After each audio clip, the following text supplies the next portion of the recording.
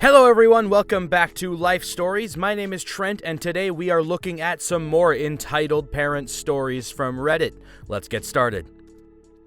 Our first story is titled, I nearly drowned and my fingers nearly dislocated, but that's just how they play. For a bit of backstory, my aunt has a big house with a pool and loves to host family events and celebrations. Where she lives, most of my father's side of the family lives in the area or further out.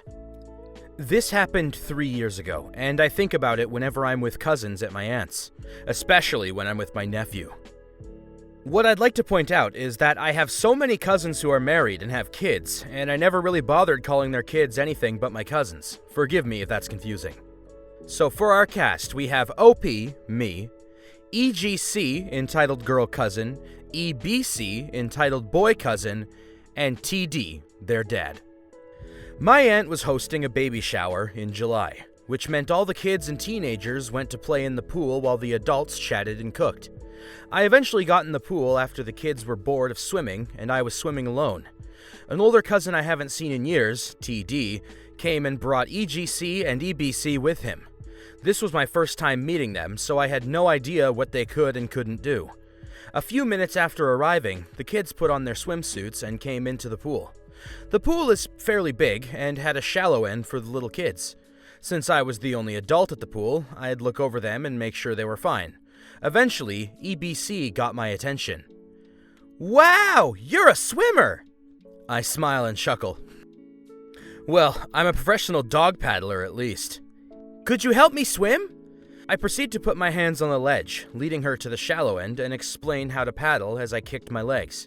I didn't notice EGC sneak behind me to jump onto my back. This made my hand slip off the ledge and I was completely underwater. I put my knees on the ledge to bring my whole upper half out of the water before EGC gets on my back again and pushes my head into the water. "Don't!" EGC pushes me back under. "I'm drowning you!" I'm pretty sure they were both laughing, and EBC got one of my hands out of the water. I thought he was going to try and help me out, but instead he grabbed my pointer finger and pulled it up while pulling my middle finger down at the same time. It hurt like heck, and me being overpowered and not being able to breathe triggered my anxiety. I found the ledge with my knees and shot my upper body up and my back with enough force to make EGC fall back into the water. I quickly got out of the pool while they stayed in the pool laughing. I grabbed my towel and noticed everyone else was now inside. No one else saw what happened. I went into Aunt's house and found TD in the living room. "Are those kids in the pool yours?" Yeah. "They just jumped me from the front and behind and twisted my fingers." "Oh, they always get rowdy once they've had some sugar." "They try to drown you after a few sodas?" They play rough with me all the time. It's nothing new." I was ticked. I didn't cuss him out or anything that would disturb the party. I just walked off to change and told my mom what happened.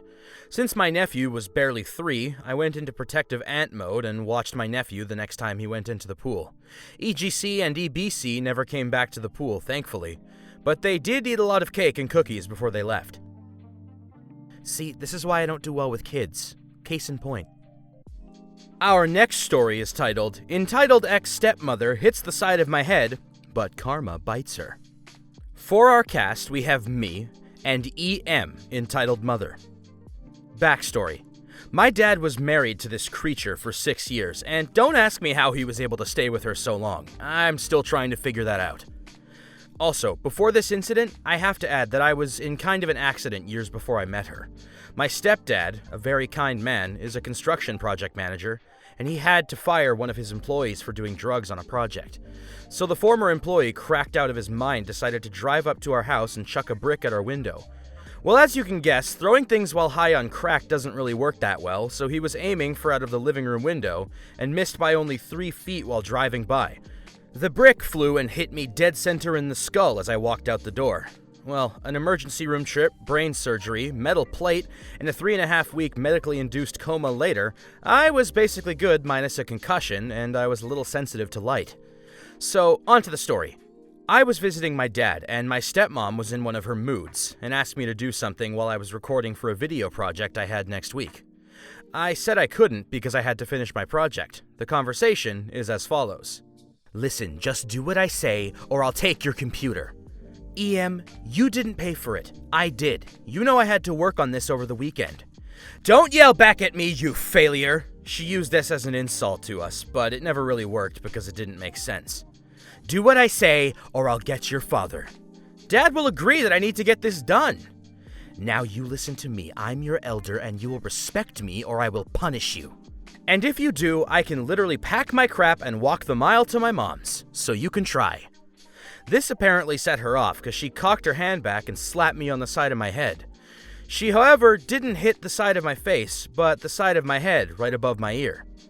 I really couldn't feel anything because I have nerve damage around there, so it kind of felt warm, I guess. She, on the other hand, literally sprained her wrist by slapping a metal plate full force. She tried to lie and said I grabbed her wrist, but I was able to prove her wrong because my computer was still recording when she hit me, so yeah, my dad's side of the family didn't really believe anything she said anymore. My dad finally divorced her 3 years later. Last I heard, she went to prison for assaulting one of my half-brother's teachers for a reason I can't really recall. Luckily, my dad got custody of him, and she's still in prison now. Edit. This is one of many stories about her, so I'll be posting more stories later. Thanks for reading. Ooh, so we get a sequel. Nice. But yeah, this is why you don't mess with cybernetically augmented humans. Moving on to our third story for today. It is titled, EM Demands My Toddler Give Up His Toys Because Her Husband Might Be a Higher Rank Than Mine. It's snowing where I live, a lot more than what we're used to getting. We live in a military town. The schools and most other businesses follow the base's lead when it comes to weather-related closures. The base is essential personnel only right now, so I got the day off. I live across the street from the base housing. My husband and I decided to buy our own house instead of living there, but we are still close enough to utilize their parks. Now, the story.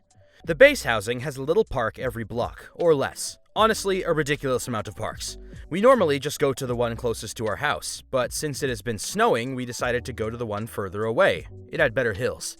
My oldest, age 4, was bundled up tight and using his sled down the hill, then hiking back up. At one point in time, he got distracted and left his sled, at which point another child jumped on it and was playing with it. That's fine, my son decided he wanted to hike back up and went to go get his sled. Now, it's important to know I'm wearing my youngest, 3 months. And because of that, it's unsafe for me to go down the hill in case I fall. I couldn't hear what my oldest was saying to the other child, but eventually he got his sled back and was dragging it up the hill. Enter entitled mother. My son is up the hill now and walking towards me to push him down when he's stopped by EM. EM reaches for the sled, and my son very audibly says, "No! I used my words!" We're teaching him to use his words instead of hitting when he's frustrated. EM reaches for the sled again as I'm walking up. Excuse me, can I help you? Is this your child? Yes, he is. Again, can I help you? Your child stole this from mine. I watched him. That is his sled. I bought it for him last Christmas. Your child was playing with it for a while, then mine wanted it back. No, my child was playing with the sled, and yours took it. I watched everything that happened. Yes, your child was playing with my son's sled. Then my son used his words and took it back. I've never seen you before. Are you even supposed to be here? You know this park is restricted, right? This is military only. I'm well within my rights to utilize this park. I grab my son with his sled and go to walk away, but that would be too easy, right?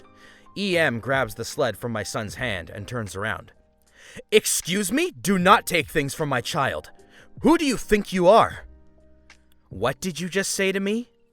Give him the sled back. I'm not playing right now. Do you even know who I am? My husband is insert military rank here. You can't speak to me that way. Congratulations, your husband's rank has absolutely nothing to do with you stealing from my child. I yanked the sled back, picked up my toddler, keep in mind, I'm still wearing my youngest, and went to walk away. EM grabbed for the sled again, causing me to lose my footing. Thank God I didn't fall, because I probably would have had her head. Look, your husband has nothing to do with my husband's career, but your actions have everything to do with his. Keep your crap up, and I will get the MPs involved. Touch me, either of my children, or the sled again, and I'll put you on your butt. I'm not playing this game anymore. What you just did put both my children in danger. Walk away. You're threatening me and cussing in front of my child. Who do you think you are? I will report this. I've never seen you here before. You don't belong here. You've never seen me because I work for a living. I don't give a crap about what your kid hears. I'm walking away. Touch me again and I will not hesitate to hurt you. EM was yelling more as I walked away, then proceeded to glare at us until my son got cold and we went to walk back. I've heard of these types of people, but I can't believe I encountered one in the wild. I've dealt with my fair share of entitled parents, but trying to steal from a 4-year-old, endangering a 3-month-old, that's a new low for me. Clap for the mom. Good mom. Good mom. Mom of the year. And that is just about all the time we have today, guys. Thank you so much for tuning in again. My name is Trent. This has been Life Stories, and I look forward to seeing you guys next time. Don't forget to like, comment, and subscribe, and you guys have yourself a fantastic day.